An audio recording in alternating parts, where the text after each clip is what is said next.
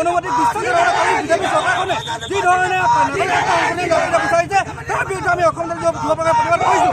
আজি প্ৰতিবাদ চলিৰ পৰা এটা কথা মুখ্যমন্ত্ৰী হিমন্ত বিশ্ব শৰ্মাই সকলোৱে বিচাৰিছোঁ যে 5জন শ্বহীদৰ পেচাকে অথলে যাব দিয়া নহ'ব।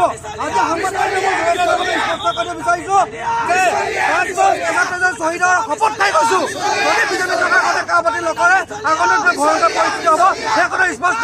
আৰু অসমবাসীয়ে ক'ব বিচাৰিছোঁ যে যদি কা আন্দোলন কৰোঁতে যে আমাৰ শ্বহীদ বৰণ কৰিবলগীয়া হয় তেনেহ'লে আমি শ্বহীদ হ'ম আৰু আমাৰ শ্বহীদৰ সকাম আপোনালোকে পাতিব নালাগে। আপোনালোকে হিতাধিকাৰী গ্ৰহণ কৰি আমাৰ অসমীয়াক একেবাৰে এলেহুৱা কৰি পেলাইছে। আজি অসমীয়া জাতিৰ ৰাজপথত সকলো অসমবাসী ৰাইজক একত্ৰিত হৈ লৈ আমি আহ্বান জনাইছোঁ। ধন্যবাদ।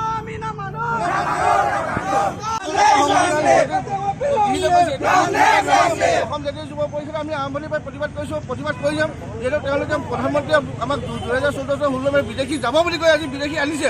আমিতো বাকী কথা কি কয় নাজানো। আমি অসমত কোনো কাৰণে কাম মানি নলওঁ আৰু দৰকাৰ ইয়াতকৈ আমি জংগী আন্দোলন কৰিম। লোকে ৰাজপথত 2019 চনত যেনেকৈ হৈছিলে আকৌ পুনৰ আন্দোলন হ'ব আৰু এই আন্দোলনৰ গতিকে যেতিয়ালৈকে আমাক বাতিল নকৰে। জয় অসম।